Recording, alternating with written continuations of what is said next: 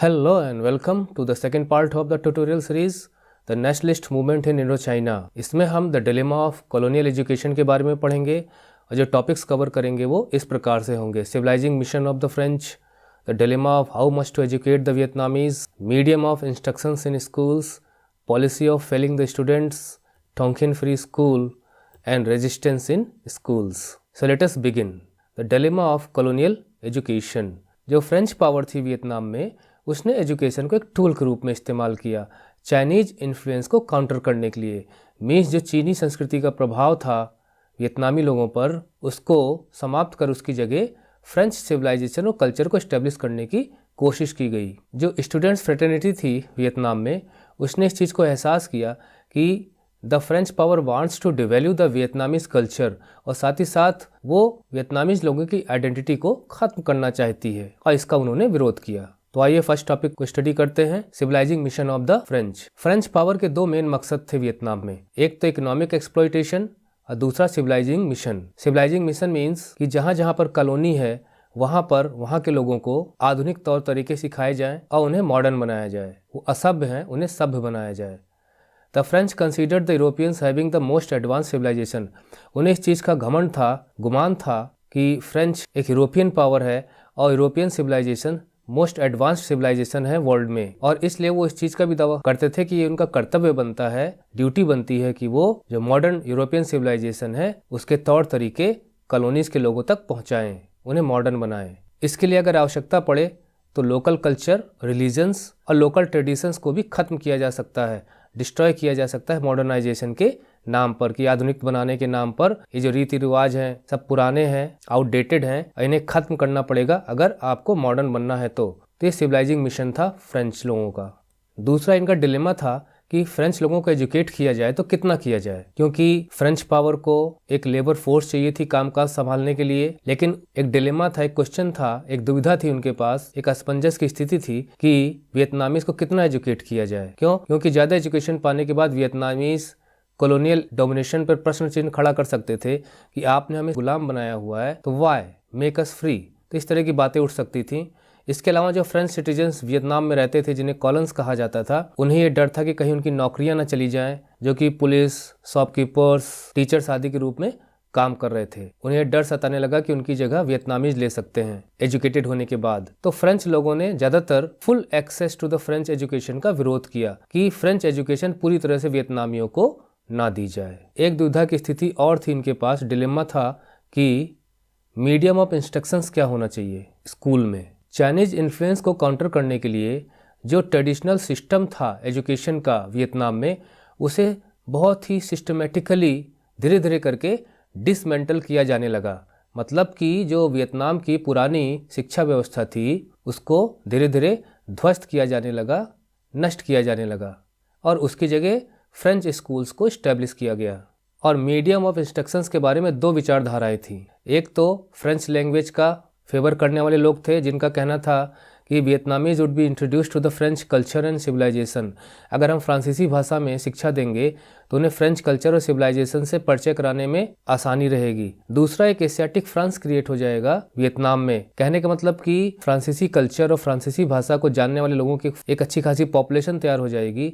इसके अलावा जो एजुकेटेड वियतनामीज होंगे वो फ्रेंच कल्चर की सुपीरियरिटी को एक्सेप्ट करेंगे और वो फ्रेंच सेंटिमेंट्स और आइडियल्स को भी रिस्पेक्ट देंगे। दूसरी विचारधारा वियतनामीज लैंग्वेज के पक्ष में थी कि फ्रैंको वियतनामीज लैंग्वेज का प्रयोग करना चाहिए, और ये छोटी क्लासेस में पहले वियतनामीज में ही एजुकेशन दी जाए बच्चों को, उसके बाद हायर क्लासेस में हम फ्रेंच को इंट्रोड्यूस कर सकते हैं। और यहाँ तक कहा गया कि जो लोग फ्रेंच कल्चर और फ्रेंच भाषा को अच्छी तरह से सीख लें उन्हें फ्रेंच सिटीजनशिप भी अवॉर्ड की जाए, जो कि एक लालच का काम करेगी और लोग प्रेरित होंगे फ्रांसीसी कल्चर और लैंग्वेज को अपनाने के लिए। और दूसरी तरफ फ्रांसीसी सरकार ने स्टूडेंट्स को फेल करने की नीति भी अपनाई हुई थी। एक तो सब लोग एडमिशन नहीं ले सकते थे। वियतनाम का जो एलिट वर्ग था, यानी धनी, संपन्न और संभ्रांत वर्ग था, वो लोग एडमिशन ले पाते थे। उसमें से कुछ ही लोग फाइनल एग्जाम को पास कर पाते थे, मींस स्कूल लिविंग एग्जाम्स को, और लगभग 30% लोग तो फेल ही कर दिए जाते थे फाइनल ईयर में। ऐसा इसलिए किया जाता था कि वो आगे चलकर बेटर पेड जॉब्स को हासिल ना कर सके, मींस अच्छी नौकरियां, अच्छी तनख्वाह वाली नौकरियों के लिए क्वालिफाई ना कर पाए। उदाहरण के लिए 1925 में लगभग 17 मिलियन पीपल, मींस 1,70,00,000 लोगों के बीच में सिर्फ 400 लोग ही पास हो पाए थे। साथ ही साथ स्कूल टेक्स्ट बुक्स में ऐसा सिलेबस होता था जो फ्रेंच कल्चर को ग्लोरीफाई करता था, महान बताता था, और फ्रेंच रूल जो वियतनाम में था उसको जस्टिफाई भी करता था, सही ठहराता था। इस प्रकार का सिलेबस लोगों को पढ़ाया जाता था। वियतनामीज लोगों को प्रिमिटिव और बैकवर्ड शो किया गया और इंटेलिजेंस उनके पास ना के बराबर है और वो सिर्फ खेतों में मजदूरी करने लायक हैं, मीन्स शारीरिक श्रम के ही लायक हैं, बुद्धि के काम उनसे नहीं हो सकते। साथ ही साथ उन्हें ऐसा प्रोजेक्ट किया गया कि वो अच्छे खासे नकलची हैं, क्रिएटिव नहीं है, कुछ नया नहीं कर सकते, इनोवेटिव नहीं कर सकते, बस नकल कर सकते हैं। और ये भी प्रोजेक्ट किया जाता था एजुकेशन के माध्यम से कि सिर्फ फ्रेंच लोग ही हैं जो शांति स्थापित कर सकते हैं वियतनाम में, और फिर पीजेंट्स जो कृषक वर्ग है वो बिना डर के और बिना ही पायरेट्स के भय के, मीन्स समुद्री डाकुओं के डर से, पूरा ध्यान अपने काम पर खेतों में लगा सकते हैं। टोंकिन फ्री स्कूल के बारे में भी थोड़ा स्टडी कर लिया जाए। टोंकिन फ्री स्कूल 1907 में स्टार्ट हुआ था और ये स्कूल एक प्रकार से इसलिए स्टार्ट किया गया था, ये वियतनामियों का ही प्रयास था और इसमें फाचू ट्रिन और फान वोई छाओ वगैरह भी सपोर्ट करते थे। Modern western style education impart की जाती थी टोंकिन फ्री स्कूल में, और सब्जेक्ट्स के अलावा साइंस, हाइजीन और फ्रेंच की क्लासेस भी चलती थी जो कि पेड थी और इवनिंग क्लासेस थी। स्कूल में लोगों को इनक्रेज किया जाता था कि वो वेस्टर्न स्टाइल्स को भी अपनाएं, सिर्फ पढ़ने से ही कुछ नहीं होगा, जैसे कि शॉर्ट हेयर कट रखें। और वियतनामियों के लिए ये एक नई चीज़ थी और अपनी आइडेंटिटी से एक ब्रेकअप करने जैसा था, अपनी पहचान से हटकर कोई काम करने जैसा था, क्योंकि वो लोग लंबे बाल रखने के आदि थे, उनकी परंपरा लंबे बाल रखने की थी। जो कुछ भी फ्रांसीसी कर रहे थे कलोनियल एजुकेशन के माध्यम से, उसका स्टूडेंट्स विरोध करने लगे थे। रेजिस्टेंस इन स्कूल्स, जो स्कूल करिकुलम था, पाठ्यक्रम था, उसको ब्लाइंडली फॉलो नहीं किया जाता था और उसका विरोध भी किया जाता था, कभी खुलेआम कभी दबकर। जो वियतनामीज टीचर्स थे वो चुपचाप पढ़ाते वक्त जो भी टेक्स्ट बुक में मैटर होता था, टेक्स्ट होता था, उसको मॉडिफाई कर देते थे और जो कुछ लिखा होता था उसको क्रिटिसाइज करने लगते थे, उसकी आलोचना करने लगते थे।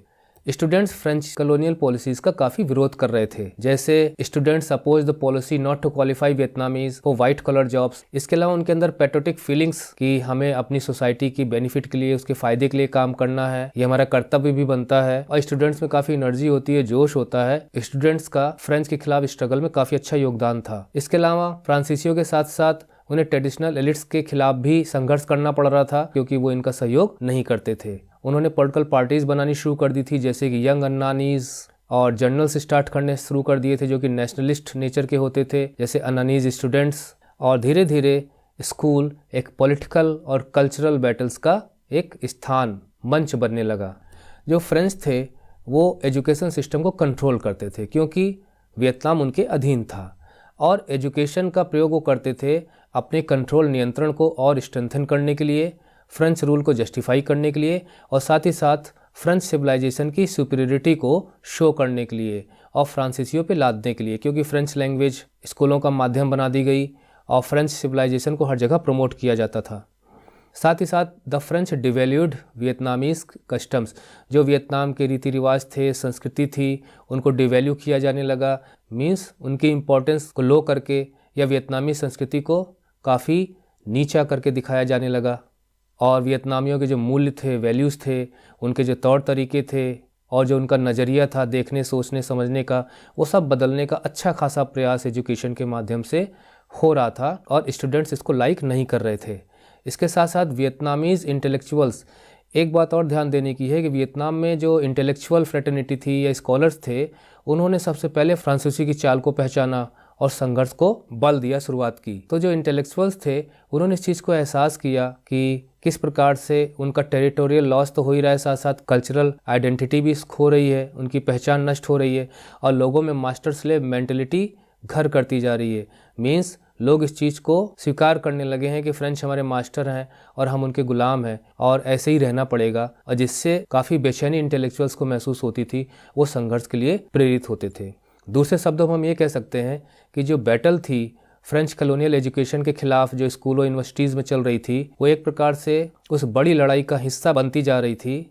कौन सी बड़ी लड़ाई? यानी स्कूलों को छोड़कर जो वियतनाम में और जो संघर्ष चल रहे थे कॉलोनियलिज्म के खिलाफ, जो राष्ट्रवाद उभर रहा था और वियतनाम की आज़ादी की मांग, उसके लिए संघर्ष हो रहा था। तो ये जो स्कूलों में कॉलोनियल एजुकेशन के खिलाफ जो संघर्ष चल रहा था, वो इसी देश भर में कॉलोनियलिज्म और इंडिपेंडेंस से रिलेटेड नेशनलिस्ट स्ट्रगल का पार्ट होता जा रहा था। साथ ही साथ साइगॉन नेटिव गर्ल्स स्कूल में एक इंसिडेंट का जिक्र है। वो ये था कि एक वियतनामीज लड़की थी, तो जो प्रिंसिपल था स्कूल का, जो कि एक फ्रेंची था जिसे कॉलन कहेंगे, उसने उसको पीछे जाने के लिए कहा, क्योंकि तब एक फ्रेंच लड़की को वो आगे बैठाना चाहते थे और उस लड़की ने मना कर दिया कि मैं पीछे नहीं जाऊंगी। नतीजा हुआ उसको स्कूल से बाहर कर दिया गया। जिन लोगों ने स्टूडेंट्स ने साथ दिया उसका, लड़की का, उन्हें भी बाहर कर दिया गया। नतीजा ये हुआ कि सड़कों पर लड़ाइयाँ और विरोध देखने को मिला। सरकार ने सोचा इस मामले को दबाया जाए और उस लड़की और स्टूडेंट्स जिन्हें एक्सपेल किया गया था स्कूल से, उन्हें वापस लेने के लिए कहा गया। वापस तो उन्हें ले लिया गया, लेकिन जो प्रिंसिपल था, colon principal means the French principal, वो इस बात को पचा नहीं पाया। उसे लगा जैसे उसकी इंसल्ट हुई हो, तो उसने ऐसे शब्दों का प्रयोग किया, I will crush all Vietnamese under my feet, मैं सारे वियतनामियों को पैर के तले कुचल कर रख दूंगा। I will leave only after I am assured, मैं तभी यहाँ से जाऊँगा जब ये तय हो जाएगा कि Vietnamese no longer inhabit Cochin China, Vietnamese Cochin China में कोई भी नहीं बचा है। कोचिन चाइना जिसपे फ्रांसीसी सरकार का डायरेक्ट रूल था, बाकी अन्नाम और टोंकिन में इस तरह डायरेक्ट रूल फ्रांसीसी सरकार का नहीं था। तो इस प्रकार से ये सेकेंड पार्ट यहाँ पर ख़त्म होता है, जिसमें हमने देखा कि how the French government was trying to use education as a tool to impose their culture, civilization and other modern inputs to eradicate the identity, traditions, customs of Vietnamese by replacing them with the modern French civilization.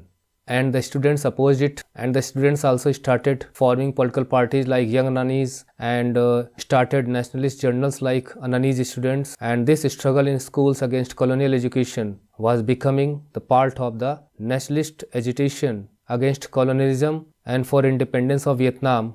I hope कि video से लाभ जरूर हुआ होगा। Thank you for watching the video. See you in the next video. Till then, goodbye.